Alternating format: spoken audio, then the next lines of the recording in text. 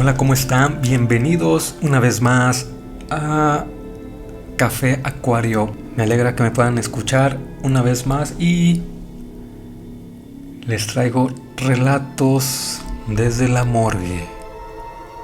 Espero les guste y si es así no olviden suscribirse y dejarme su like. Vamos al relato. Era médico residente y tenía el turno nocturno en la sala de urgencias del hospital. Cada noche era muy agitada por la cantidad de pacientes que llegaban a esa hora.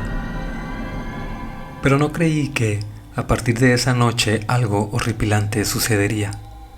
Había llegado un señor indigente, reportado por las autoridades por los gritos desgarradores de dolor que estaba teniendo mientras deambulaba por las frías calles de Ruberstadt.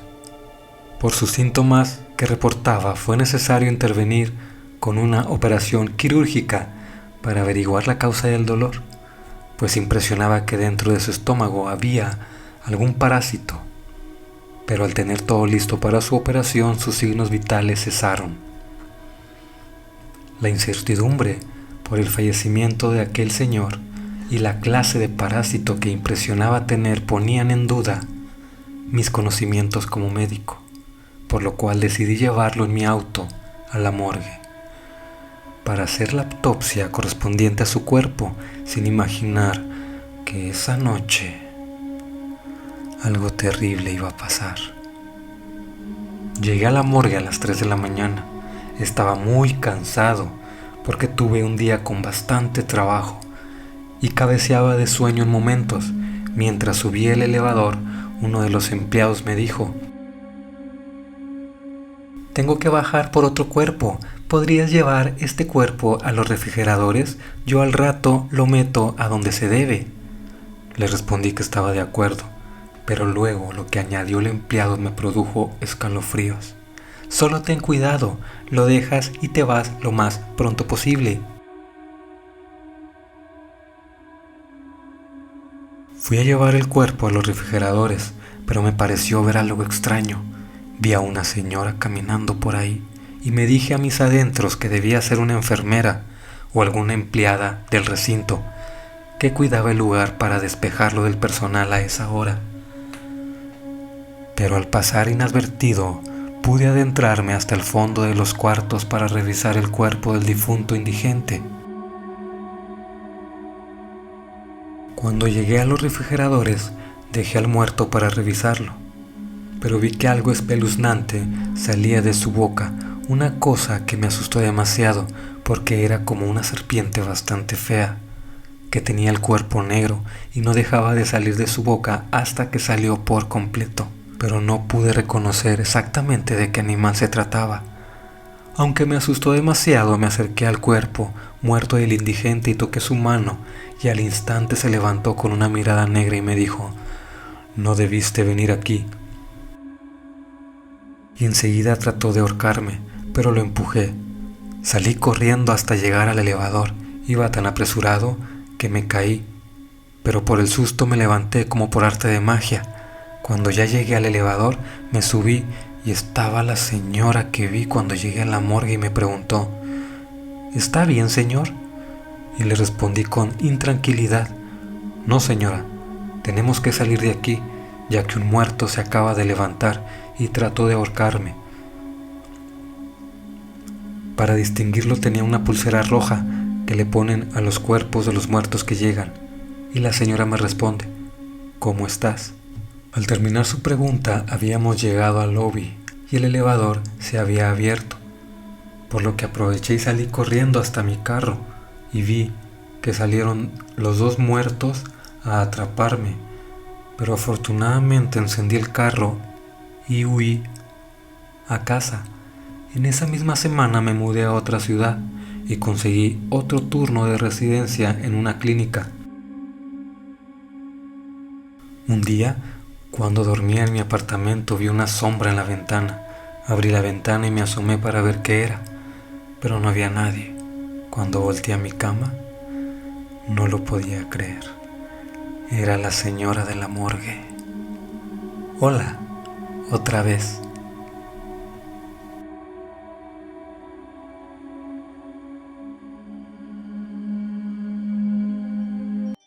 Espero se encuentren todos muy bien y les guste la historia que les traigo el día de hoy.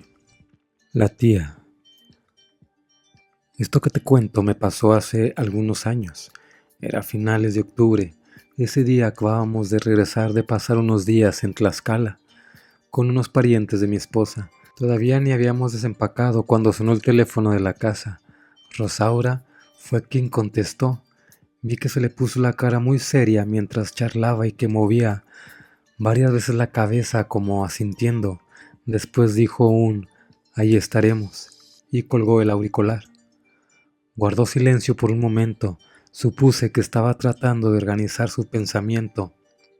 Respiró hondo y me dijo algo preocupada, que había hablado Germán, el abogado de su tía, hermana de su mamá, y que le había comentado que se haría la lectura de su testamento la próxima semana, por lo cual era necesario su presencia. Al parecer la tía la había contemplado en su herencia. Yo sabía que la quería mucho, por lo que me había contado ella, la consideraba como una segunda madre, después de que sus papás fallecieron en ese accidente de autobús cuando ella solo tenía 16 años. Pero para su expresión sabía que eso del testamento no le agradaba. Si te soy sincero, la verdad, yo nunca conocí a su tía en persona. A Rosaura la conocí aquí en la Ciudad de México, cuando estudiábamos la carrera de administración. Pero ya vivía sola, y cuando nos casamos no recuerdo el motivo por el cual no pudo venir a darnos su bendición.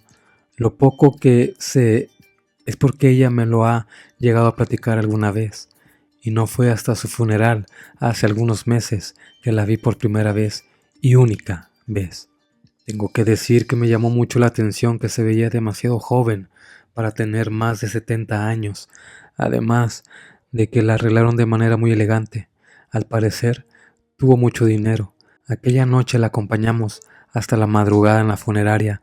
Rosaura no lloró, eso me extrañó, pero lo que más me desconcertó es que nadie más de su familia se presentó, ni su mamá, ni sus otras tías, absolutamente nadie. Solo estuvimos el señor Germán, su abogado y nosotros.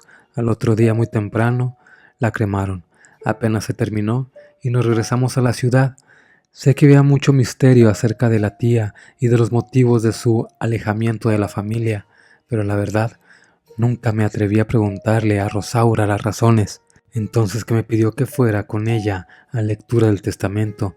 Yo dudé un poco, había pedido días de vacaciones para ir con ella a Tlaxcala, y a mediados de la siguiente semana caería el Día de Muertos, y desde siempre, cada año como tradición, acompañaba a mi mamá para ir a limpiar la tumba de los abuelos y ponerle su ofrenda, y a veces nos quedábamos hasta la madrugada en el panteón. Pero al ver su cara de tristeza de Rosaura le dije que no se preocupara, que la acompañaría.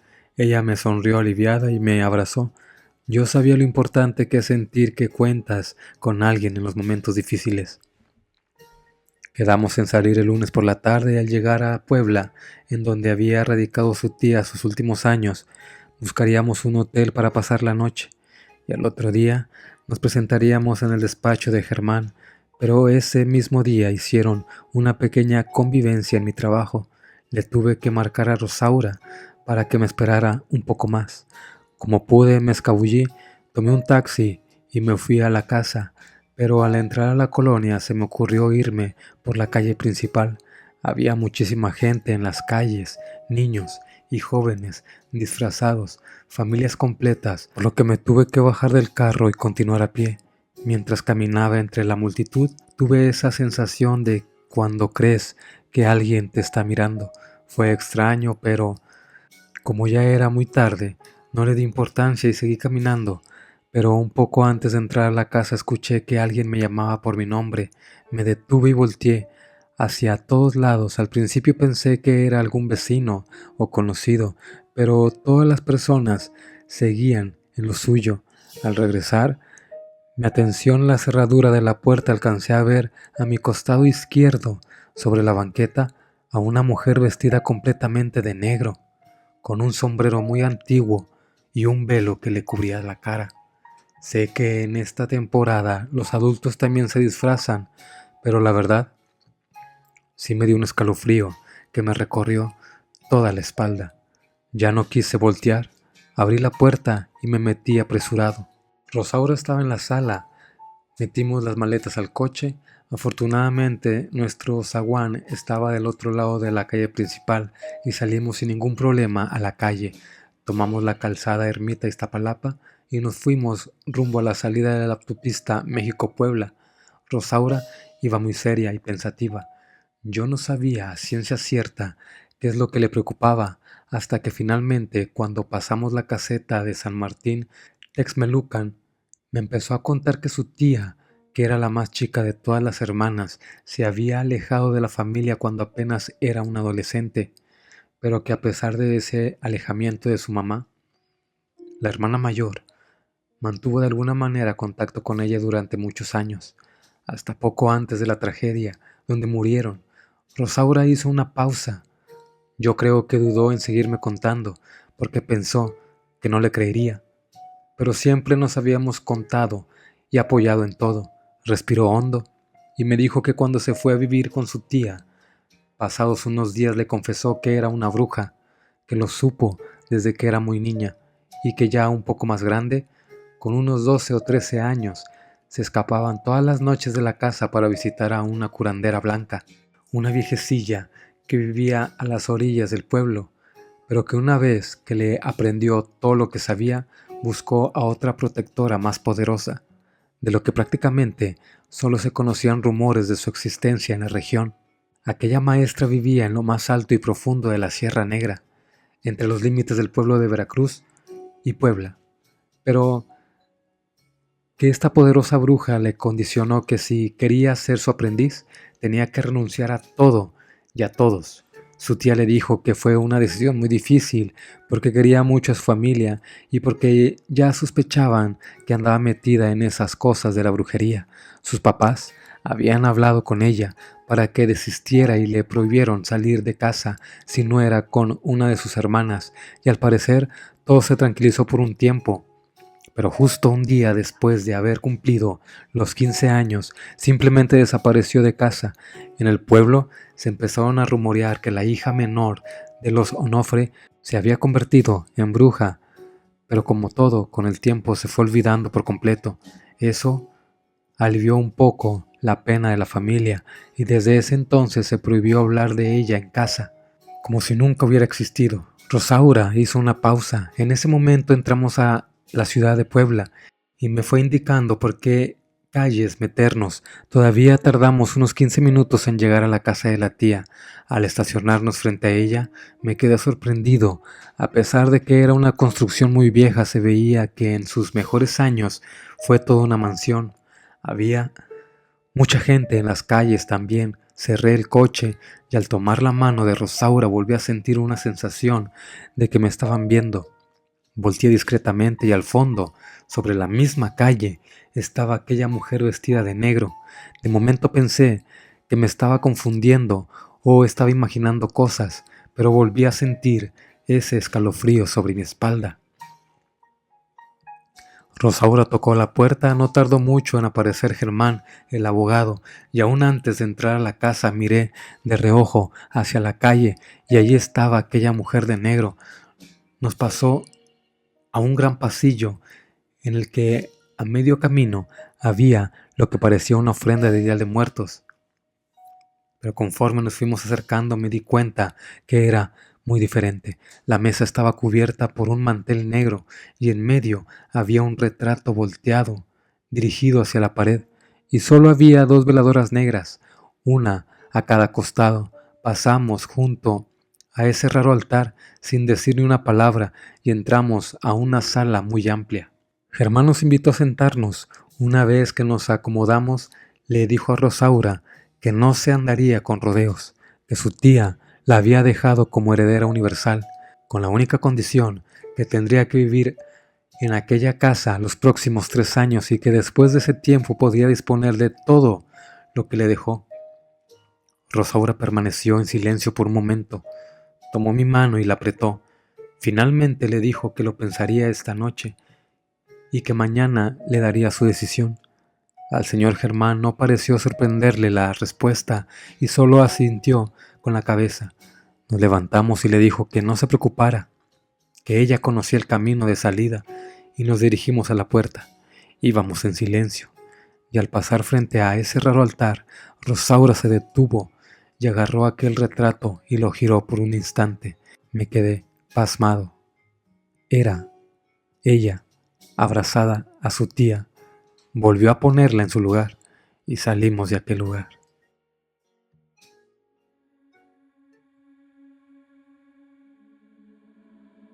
Estaba estudiando la carrera de médico forense y me tocaba hacer mis prácticas en el turno nocturno en una morgue.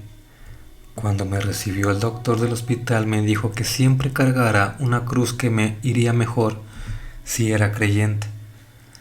A mí me cayó de extraño, pues soy escéptico, obvio, así que no le hice caso. En la primera semana que estuve ahí, me dijo mi compañero: arriba de la puerta hay un foco de color rojo. Cuando lo veas prendido es porque un cuerpo se movió o se levantó. Tienes que revisar. A mí no se me hizo extraño. Está comprobado que después de la muerte un cuerpo puede moverse y son reflejos involuntarios. Incluso sueltan gases. Es algo normal. A lo que mi compañero dijo: pero aguas, no te vaya a tocar ver algo más. Todo estaba normal. Estaba a punto de guardar un cuerpo, pero veo que se prende el foco rojo, y a un costado estaba un cuerpo. Me acerqué para moverlo del lugar, cuando se sienta de un solo movimiento. Está cubierto con la sábana, pero notaba cómo movía su quijada bruscamente. Me alejé, me espantó. Ya estaba tardando demasiado ese impulso, así que lo quería acostar de nuevo, pero habló él y dijo: Marta, Marta. Mi compañero entró en ese justo momento y me dijo: hay que rezarle, y comenzó a rezar un Padre Nuestro. No sabía qué pensar en ese momento. Yo no lo podía creer. Le dije: ¿está vivo? ¿Está vivo? ¿No? Mi compañero me miró y dijo: no, hermano, a este ya le hice la autopsia en la tarde, no está vivo. Ahí sentí cómo se me heló la sangre. ¿Cómo es posible? No lo podía creer. Él notó mi expresión de terror y me dijo: cálmate, te voy a explicar. Hace ya varios años que en esta morgue en específico hay casos de apariciones. Algunos cuerpos hablan, lloran, gritan. Incluso a mí me tocó ver cómo uno se levantó de la plancha y dio 2 pasos para después caer al suelo. ¿Ya lo viste tú? Yo seguía sorprendido. ¿Pero por qué?, le pregunté. Él me contestó: hay una teoría, no sé si creas, pero dicen que acá, al lado del hospital, vivía una bruja o curandera. Se sospecha que ella salaba a los enfermos, pues siempre se metía al hospital y se paraba frente a la cama de un paciente y le decía: tú vas a morir. Acto seguido el paciente no pasaba de esa noche en el hospital. Unos familiares de un enfermo se quejaron, pues después de que ella le dijo eso a su paciente, este tuvo un ataque al corazón y murió.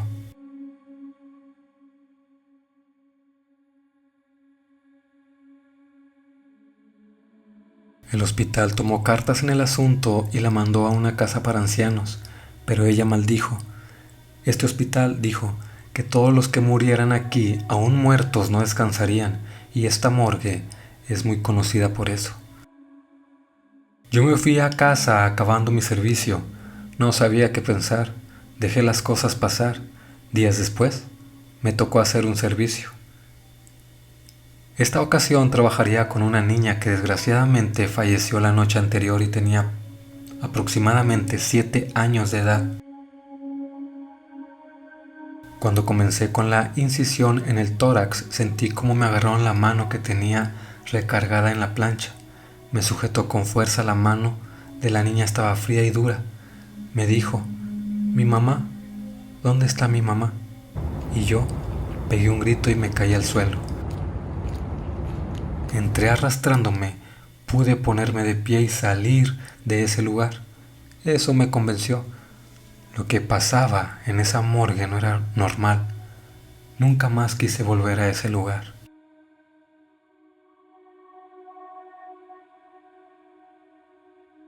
La leyenda de la casa de Aranberry, horrendo crimen que terminó con la felicidad de una familia. El 5 de abril de 1933 se presenció un escalofriante crimen en el cual 2 mujeres fueron brutalmente asesinadas en su propia casa, ubicada en el número 1026 de la calle Silvestre Aranberry en el centro de Monterrey. La ambición y codicia entre familiares ha dado pie a muchas de nuestras leyendas, y esta no es la excepción, pues hoy relataremos la famosa historia de la casa de Aranberry, el famoso crimen que terminó con la felicidad de una de las familias más acaudaladas del estado de Nuevo León hace algunos años. No confíes ni en tu propia familia. Este relato aconteció allá por el año 1933 en el estado de Nuevo León, exactamente en la calle de Aranberry, número 1026 en el centro de Monterrey.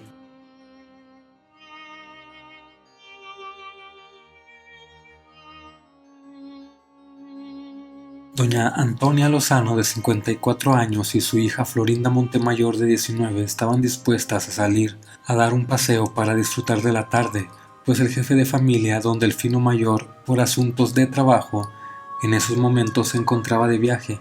Ambas mujeres estaban listas para salir. Sin embargo, un llamado inesperado a la puerta modificó los planes. Doña Antonia abrió la puerta. Ahí la tragedia le aguardaba. Una tercia de hombres violentos ingresó a su casa para despojar a la familia de la valiosa caja de monedas que guardaban. No obstante, de robar todas las cosas valiosas, torturaron, acuchillaron y mataron a las pobres mujeres, quienes un par de días después fueron encontradas totalmente desfiguradas por don Delfino. Las investigaciones policiales arrojaron que alguien cercano a la familia habría sido el culpable, pues la cerradura no se encontraba forzada, además de que el loro de la familia no dejaba de repetir: «No me mates, Gabriel, no me mates». De inmediato las autoridades se dieron a la tarea de investigar a algún Gabriel en la familia. Afortunadamente no tardaron con encontrar al culpable, pues se trataba nada más y nada menos que del sobrino de la ya fallecida señora Antonia. Junto con sus 2 cómplices fueron declarados culpables y les fue aplicada la ley fuga, en donde los 3 terminaron muertos. Se dice que esto fue más por órdenes de don Delfino. La casa fue cerrada de inmediato, pues sucesos paranormales se empezaron a presentar. Por las noches, lamentos y gritos desgarradores se podían escuchar. En la actualidad, la casa de Aranberry se ha convertido en un sitio muy visitado por los turistas, no importando que la propiedad se encuentre en total estado de abandono.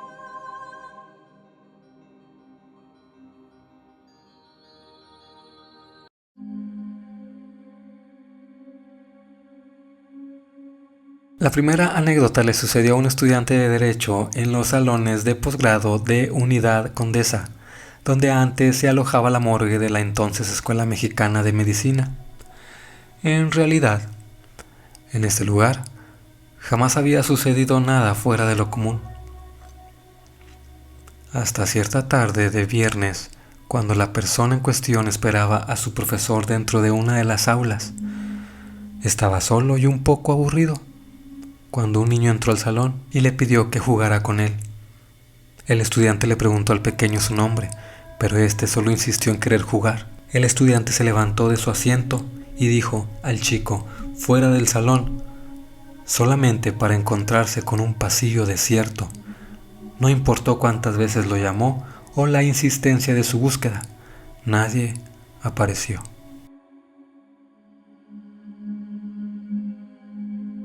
Del otro lado del cubículo, Facultad de Derecho.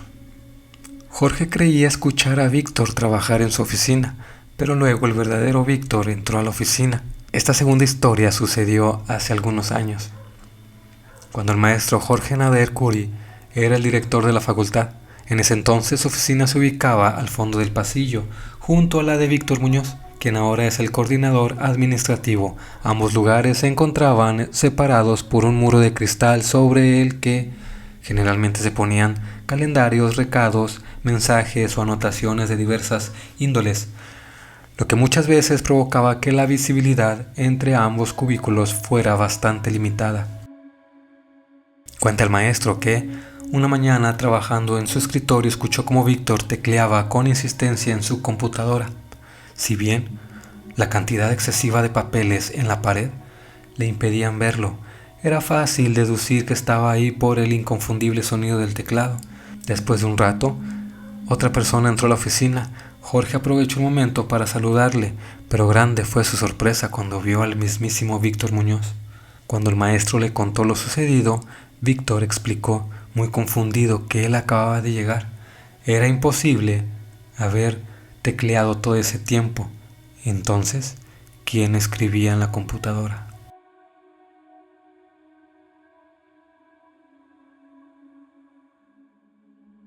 Fantasmas en la carretera.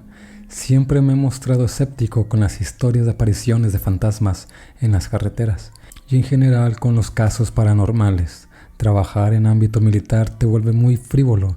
Uno deja de pensar en esas cosas. Te metes en la cabeza la idea de que los peligrosos son los vivos, no los muertos. Un fantasma que ande vagando por ahí no te puede disparar a la cabeza.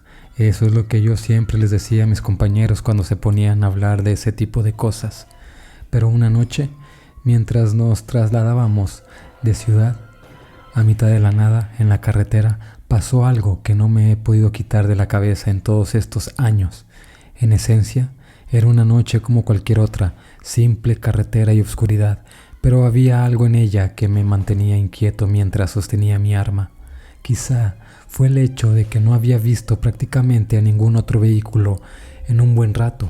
Además, tenía la constante sensación que la noche era más oscura. Me sentía nervioso, inquieto y creo que otros más también. Nada más que trataban de disimularle. Yo no. A mí se me notaba la incomodidad. Lo sé porque uno me preguntó si me encontraba bien.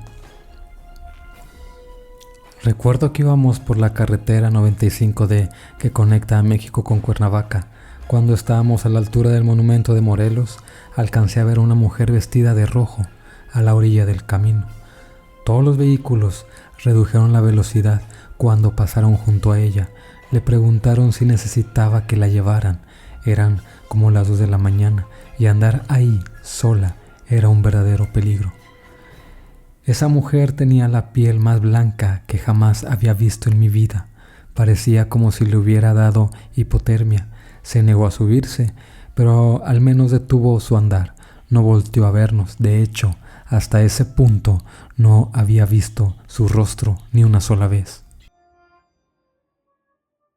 Después la mujer empezó a murmurar alguna cosa. Lo hacía con voz muy baja y no alcanzaba a oír nada. Se le insistió una vez más que se subiera a alguno de los vehículos, pero se negó. Así que proseguimos nuestro camino y la dejamos atrás, caminando sola por la carretera a mitad de la madrugada.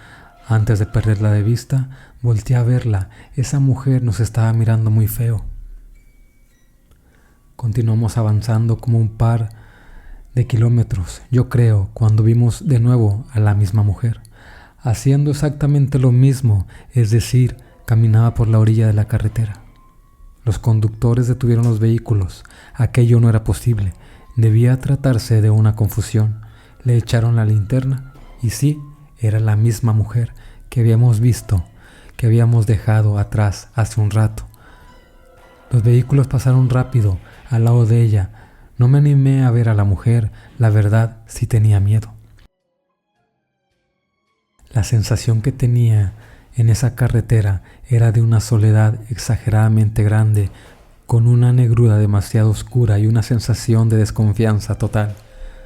Avanzamos algunos kilómetros hasta que de la nada todos los vehículos comenzaron a fallar. El motor empezó a hacer ruido como cuando metes un auto al agua. Bajamos todos.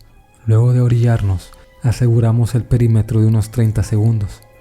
Era la primera vez, al menos para mí, que fallaban los vehículos. Lo raro es que fueron los tres y de lo mismo. A alguien se le ocurrió decir que eso era demasiada casualidad, que a lo mejor alguien nos había puesto una trampa y que iban a llegar a emboscarnos.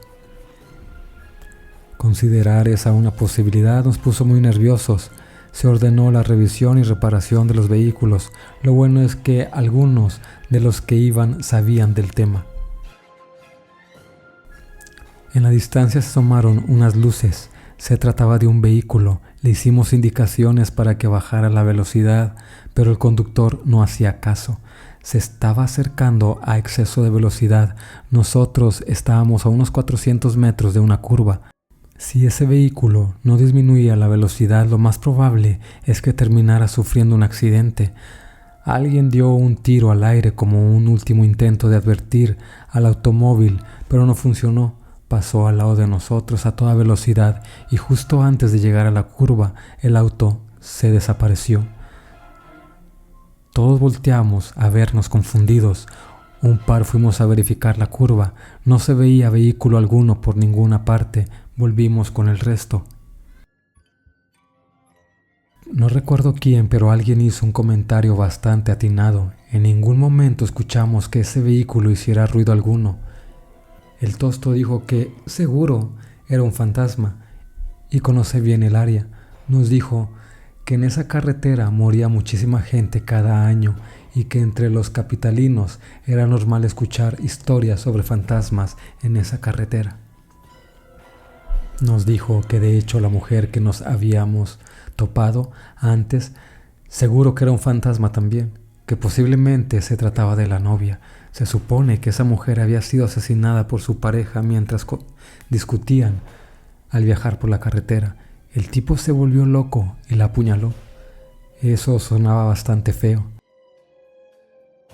Luego el tosto se puso muy serio y dijo que no era bueno estar varados ahí en la carretera, que cosas malas podían pasarnos. El capitán le dijo que entonces se pusiera a ayudar a reparar los vehículos para poder largarnos de ahí, que dejara de poner más tenso el ambiente. Yo saqué mi cajetilla y me puse a fumar. Había empezado a enfriar el clima. Cuando me estaba terminando el segundo cigarro me quedé observando hacia el otro lado de la carretera y creí haber visto que algo se estaba moviendo, algo pequeño, menos de 1,5 metros. De inmediato tomé la linterna y eché la luz hacia el lugar. Aparte de las rocas, solo había 2 cruces de madera. Me preguntaron qué estaba iluminando y ya les dije. El tosto escuchó y sin dejar de trabajar en la reparación de los vehículos, dijo en voz alta que esas cruces eran de 2 niños que habían muerto en un choque varios años atrás. No tuvimos tiempo de seguir platicando del asunto, ya que en el momento otro par de luces se asomaron por el horizonte. Siendo sincero, yo siento nervios de hacerle la parada y que terminara siendo otro auto fantasma. Pero de todos modos, le ordenamos detenerse. Lo hizo, era un señor con esposa y una hija. Les hicimos creer que estábamos haciendo un retén. No les íbamos a decir que estábamos varados ahí. El señor, que era el que venía manejando, aceptó amablemente la revisión. Mostró sus documentos, todo estaba en orden. Al civil se le dijo que podía irse, encendió el motor de su auto y antes de irse dijo que deberíamos tener cuidado, que él pasaba por ahí a diario y que por alguna razón esa noche estaba más oscura, que no se veía la luna y eso que estaba nublado. Nos recomendó tener mucho cuidado y de ser posible abandonar el lugar antes de las 3 de la mañana. A los pocos minutos empezaron a caer unas pocas gotas de agua y también se formó algo de neblina. Se me figuró oír a un animal, de hecho varios lo escucharon, pero nadie vio nada. Quizá solo era el viento que estaba soplando de una forma peculiar, quién sabe. Finalmente, los vehículos volvieron a funcionar, todos volvimos a subir y empezamos a avanzar. Cruzamos la curva que estaba a 400 metros y luego de avanzar un par de kilómetros, los vehículos como que quisieron volver a fallar, pero lo bueno fue que no se apagaron, simplemente los faros empezaron a parpadear. Hubo que ir más despacio para evitar un accidente. Como comenté, estaba chispeando y había un poco de niebla, entonces los vehículos se frenaron. Algo se les había atravesado. Me asomé, era la misma mujer pálida. Estaba parada a mitad de la carretera, estaba mirando a nuestra dirección. Ya no parecía una mujer normal, su postura era rara. Caminaba hacia nosotros de una forma muy escabrosa, como si sus piernas no quisieran moverse, se me erizó la piel. Mientras esa mujer más se acercaba, una espeluznante sensación se apoderaba de mí, y puedo afirmar que mis compañeros también tenían miedo. Podía notarlo en sus expresiones. El conductor del vehículo que iba hasta adelante sacó la mano y hace la señal de que vamos a avanzar sin detenernos. En ese vehículo iba el capitán. Supongo que él también estaba asustado. Los vehículos arrancaron a todo lo que da y pasaron por encima de la mujer. No se escuchó ningún golpe, solo un grito estruendoso.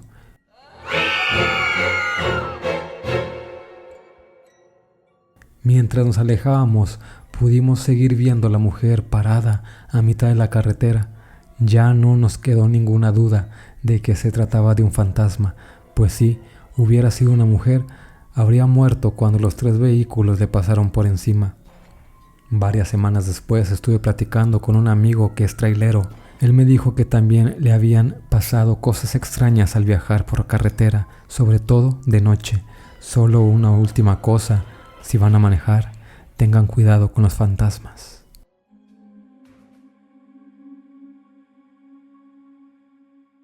Helmut, el fantasma del colegio alemán. Helmut fue estudiante de la escuela que hoy se convirtió en FAMAD IC. Ahora se aparece en fotografías y a veces se sienta frente a la coordinación. En el caso de FAMAD IC, la presencia en sus pasillos dedicada a hacerle travesuras a estudiantes, maestros y administrativos es conocida como Helmut. Él, desde hace varios años, se convirtió en el fantasma oficial de la facultad. Según la investigación de un par de chicas lasallistas, su verdadero nombre era Guillermo y fue un estudiante del colegio alemán Alexander von Humboldt, institución situada antiguamente en el mismo espacio que hoy ocupa FAMAD C. José Luis Ramírez, profesor de fotografía, cuenta que cuando aún daba clases de foto análoga en La Salle, Helmut siempre hacía de las suyas. Se aparecía en las fotos que los estudiantes revelaban, además de que se colocaba en el cuarto de revelado y hacía a los chicos creer que era el maestro, o les tocaba la espalda y desaparecía. Pero la cosa no acaba ahí. Hay relatos de cómo le jaló los pies a un estudiante de comunicación junto a la sala multimedia.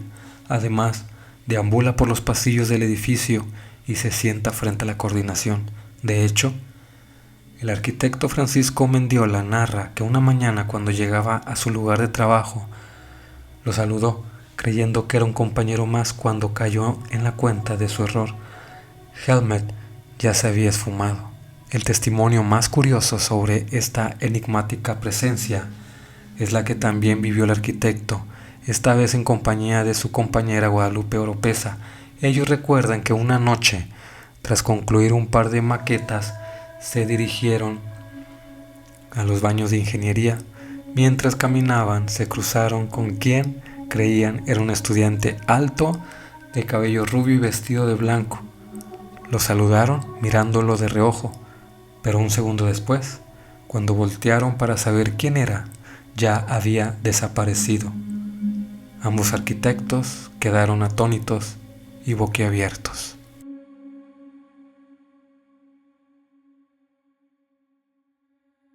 La señora Ofelia Vázquez, quien se dedica a limpiar tumbas y barrer pasillos en el camposanto más antiguo de la ciudad, afirma que en varias ocasiones se ha visto la figura de un hombre que camina desde el lugar más remoto del sitio y desaparece al llegar a la reja de entrada del panteón. Esta aparición, asegura, es una historia común entre trabajadores o personas que tienen que cruzar la zona en las noches, pero se presenta particularmente en aquellas donde hay luna llena, pues el cementerio se puede ver con claridad desde la calle hacia su interior. Se habla de un señor que no quería morir, tenía miedo a la muerte, tuvo una larga agonía y su alma se resiste a irse, refirió.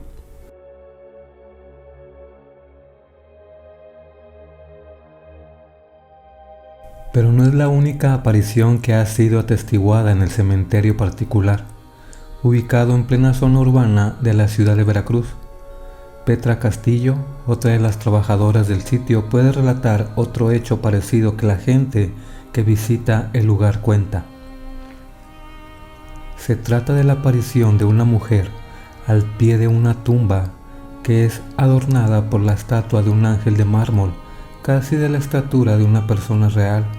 La señora Petra asegura que una mujer es vista llorando al pie de esa tumba. Sin embargo, pareciera una persona normal a la distancia, casi pasando desapercibida, hasta que uno se va acercando a ella. Cuando ya se está muy cerca, basta con distraer la mirada hacia el suelo para no dar un mal paso y alzarla de nuevo para darse cuenta que esa presencia ya no está en la lápida. Eso pasa en el ala izquierda, entrando donde hay un ángel. Ahí está enterrada una muchacha, declaró. Antiguo cementerio. Las historias paranormales se extienden fuera de la barda perimetral del cementerio particular, hacia el parque infantil Reino Mágico, que se localiza justo frente al Camposanto. Sin embargo, no es casualidad, ya que el lugar fue un cementerio hasta mediados de la década de 1980, cuando el gobierno de aquel entonces decide trasladar los cuerpos de los terrenos que en ese momento ocupaba el cementerio municipal para otro sitio. Para personas mayores, el recuerdo de lo que era se mantiene todavía, pero para las nuevas generaciones solo se cuenta como si fuera una vieja leyenda. Ricardo Cañas Montalvo, sin embargo, afirmó que existen relatos de historias casi inverosímiles que hacen erizar la piel, pues se presume que muchos de los cuerpos que ahí descansaron no fueron desenterrados o no por completo. Una de las historias que se afirman como verídicas ocurrió en los primeros años de la construcción del parque infantil. El lugar cerraba a las 6 de la tarde y los empleados tenían que revisar todo el sitio para verificar que la gente hubiera salido. Una tarde uno de ellos recorría el área donde se encuentran un castillo con la figura en fibra de vidrio de Blancanieves y los 7 enanos. Cuentan que el hombre escuchó voces y cuando preguntó que quién estaba ahí, la figura de la muñeca en tamaño real le contestó que ellos, mientras se movían hacia él junto con las otras 7 estatuas. El hombre huyó despavorido y contó lo sucedido. Nadie le creyó y hubo quien afirmó que estaba ebrio. 3 días después murió, aparentemente del susto. El hecho llamó la atención y la versión sobre los hechos paranormales comenzaron a creerse como reales. El lienzo. Sonará extraño, pero hace unos años encontré una escultura de porcelana y yeso en medio de la nada. Suelo pasar todos los días por una planicie desértica en la que empresas sin escrúpulos arrojan sus desechos. Mi medio de transporte es la bicicleta. Recorro a diario alrededor de 60 kilómetros en total, desde Tlajomulco de Zúñiga, Jalisco, hasta el centro de Guadalajara, que es donde trabajo. Recorrer tal distancia me ha dado la oportunidad de encontrar cosas interesantes en mi camino. Aquellas personas que son ciclistas sabrán de lo que les hablo. El lugar de que les hablo se trata de una calle muy ancha que cruza en diagonal. Puedes encontrar naves industriales abandonadas e incluso uno que otro tráiler oxidado. No es un lugar muy transitado, pues realmente tiene mal aspecto. Creo que las únicas personas que circulan el área son los trabajadores que se emplean en las pocas empresas que sobreviven, al igual que personas en situación de calle que acuden con la esperanza de encontrar algo de valor en una planicie desértica en la cual ocurre toda la historia que estoy por relatarles. Todo comenzó un día que volvía del trabajo. Por azares del destino nos dejaron salir temprano, aunque debido a la distancia entre mi trabajo y mi casa suelo hacer más o menos como 1 hora y media de camino. Salí aproximadamente de la empresa a las 4 de la tarde. Habré tardado alrededor de 1 hora en llegar hasta esa calle, así que la luz del sol aún iluminaba las calles.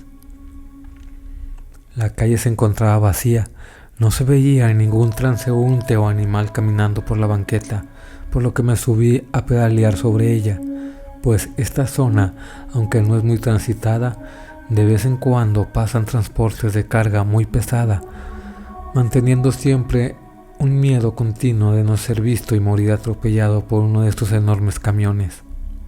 Mientras pedaleaba sobre la acera, crucé por un lado de la planicie y de reojo noté algo que logró captar mi atención.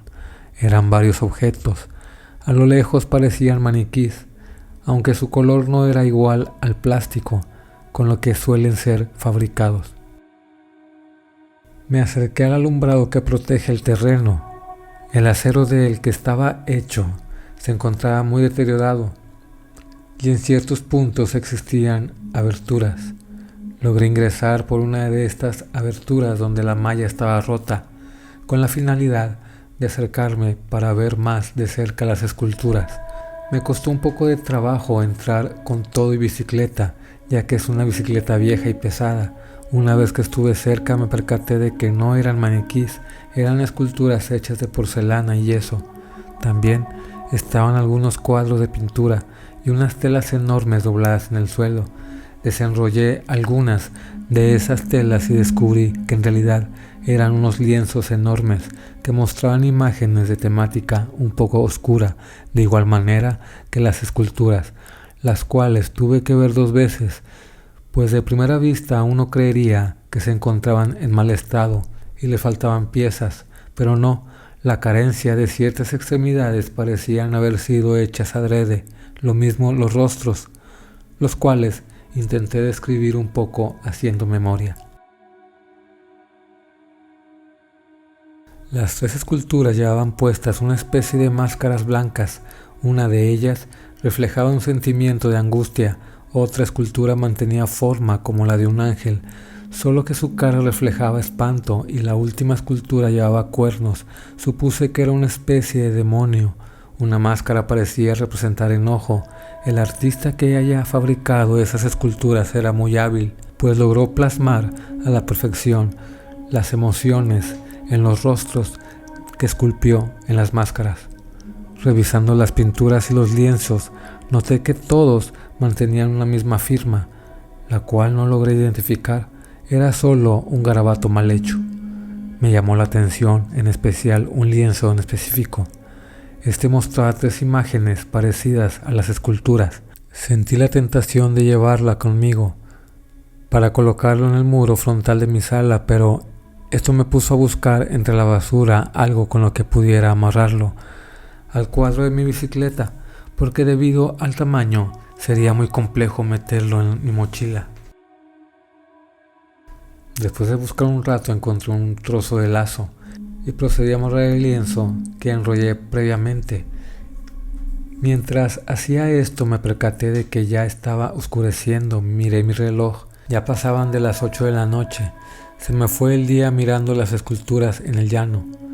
Me giré de nuevo para ver las esculturas y noté que éstas miraban directo hacia donde me encontraba yo, cosa que me hizo saltar de miedo.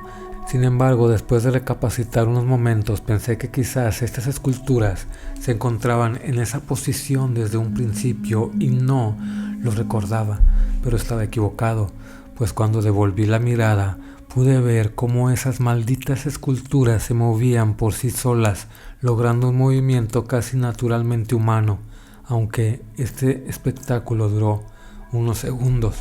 Fue tiempo más que suficiente para echarme la bicicleta al hombro y comenzar a correr.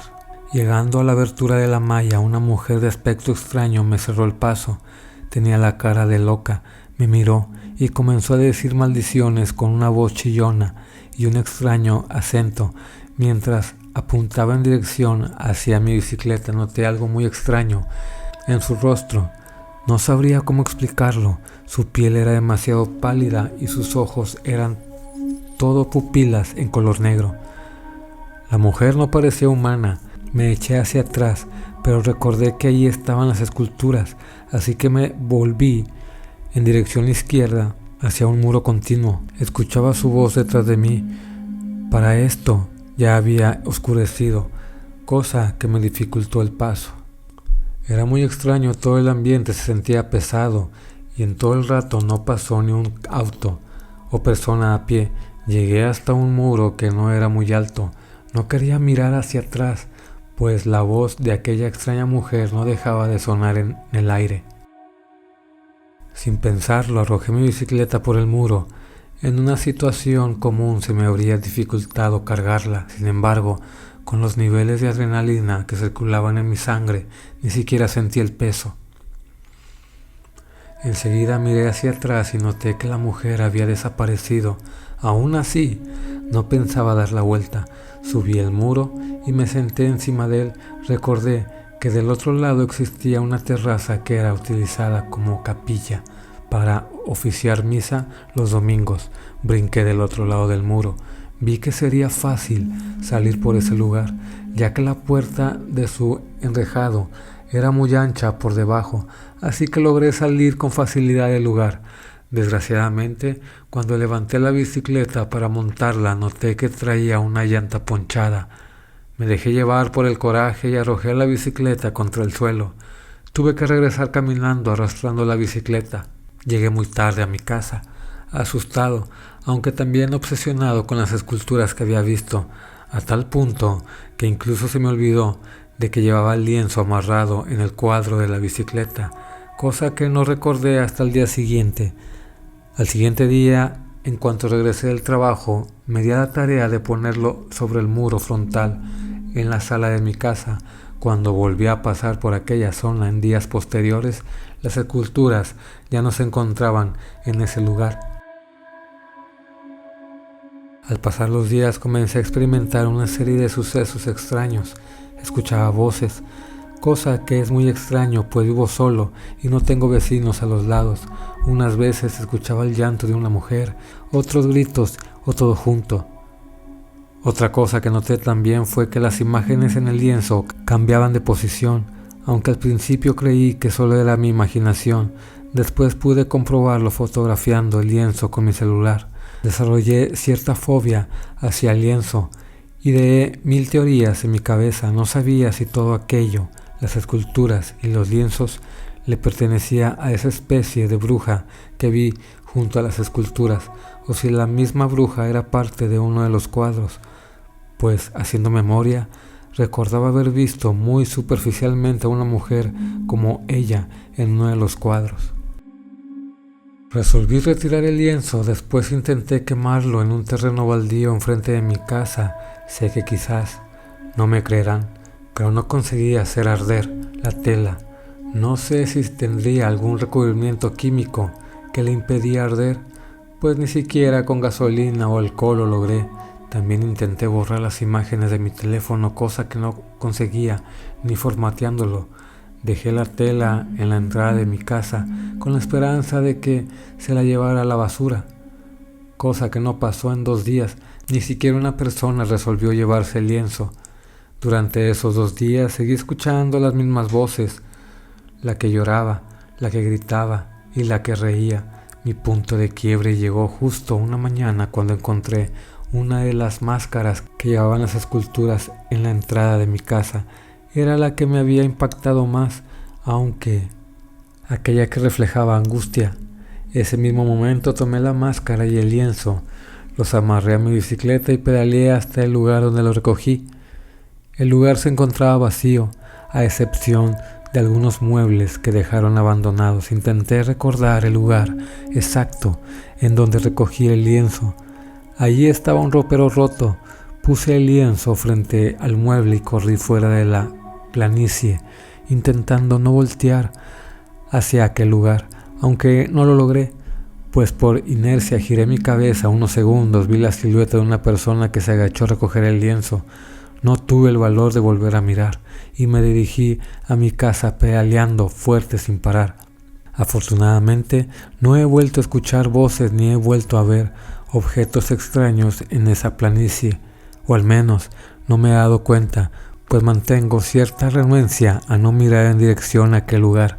También logré al fin eliminar los archivos de mi teléfono. Tampoco he tomado cosas abandonadas en el camino. Aprendí mi lección.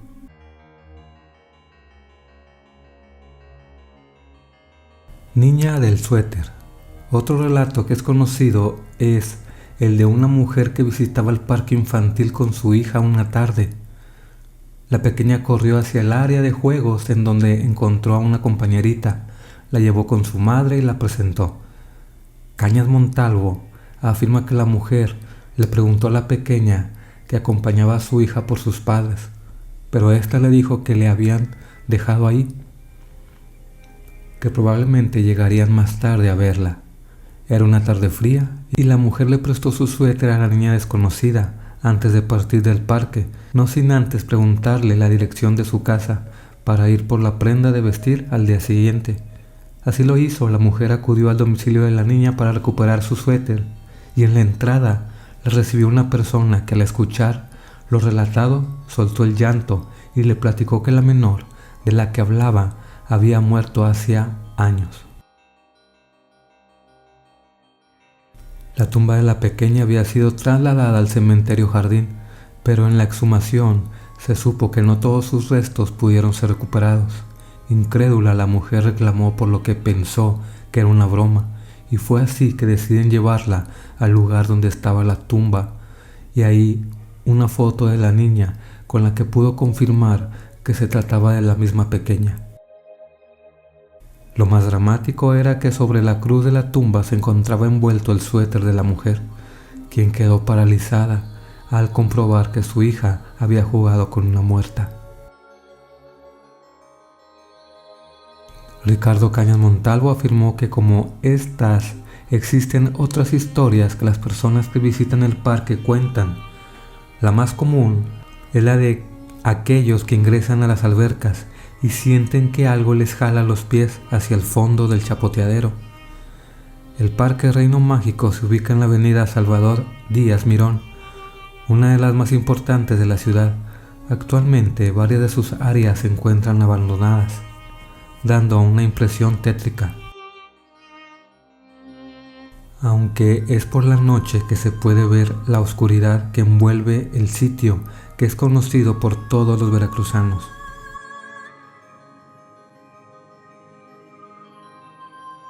Panteones de Jalapa entre los mitos y las leyendas.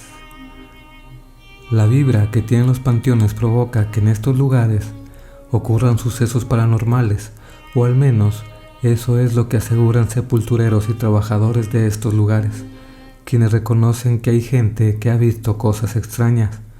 En el panteón jalapeño, trabajadores aseguran que ahí se ven cosas raras y se sienten presencias. Una de las historias más conocidas en este lugar es el de la muñeca de Angelita, un juguete que mueve los ojos o gira la cabeza dependiendo de quién la vea.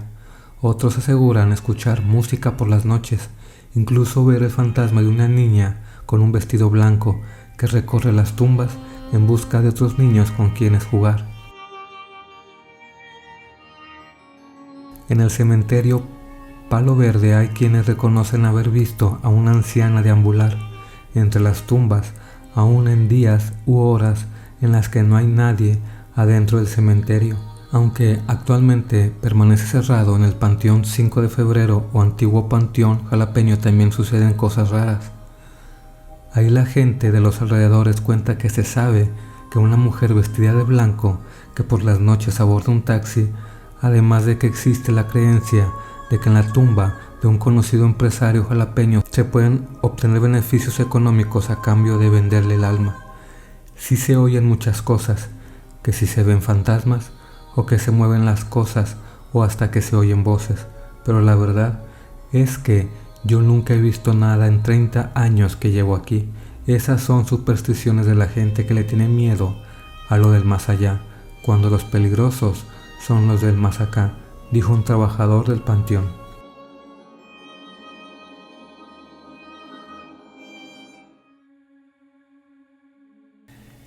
Por el momento es todo. Espero que les haya gustado, que se hayan entretenido o al menos asustado. Espero estén bien y Hasta la próxima. Bye.